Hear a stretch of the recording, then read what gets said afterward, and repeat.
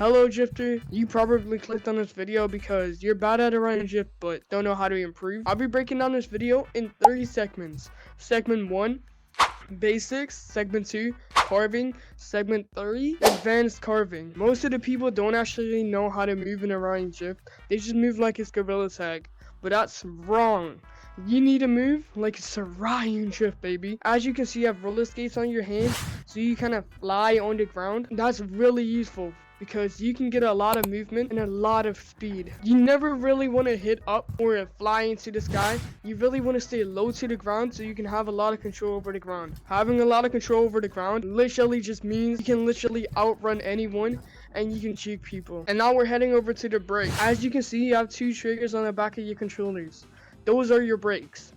You can use them to stop while you're going really fast. You can use your brakes to stop when you're going too fast. Or if you want to take a turn, you can also use them. But we'll talk about that later. Now we're going to head over to boosting. Boosting is probably one of the most useful things in Orion Drift. How do you actually control the boosting? So, as you can see, you have a B button and a Y button. Those are your boost buttons. If you click them, you'll fly up or in whatever direction your hand is pointing. That means if you want to go forward, you point your hands forward.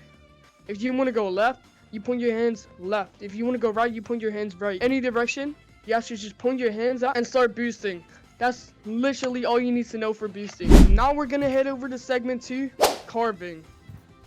Carving is really useful for when you have to take a turn if someone's chasing you. It's a pretty simple mechanic, but it takes some time to learn. Of course, you're not going to get it right away, but that's nothing to be embarrassed about. Okay, so how do you actually carve? You want to put your right hand or left hand next to you. I'll use my right hand. And then you want to move your body around your arm, but keep your hand in the same position as it is in.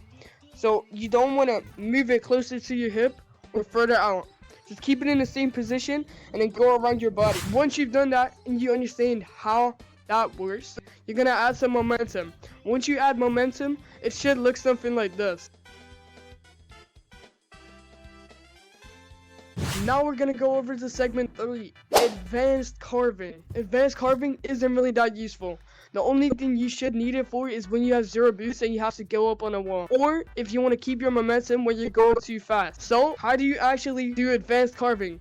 Well, advanced carving is basically carving on the ceiling and on the wall. I'll be teaching you how to carve on the wall. If you want to carve on the wall, you want to put your hand right in front of you and keep it there in the same position just like you did on the ground. Then you want to move your body around your arm. Move your body around your arm in like a circle motion. Add momentum to it and then you should be wall carving. Of course, it's not going to be instant. You got to take a lot of time to practice it. That's why we have Orion Drift open early access, baby. In this video, you learned the basics, carving, and advanced carving, which means you're now basically an Orion Drift movement guy. You can literally outrun anyone on the field. If you do find this tutorial useful on how to get better at Orion Drift movement edition, make sure to subscribe because I'll be posting some more tutorials. See ya laters.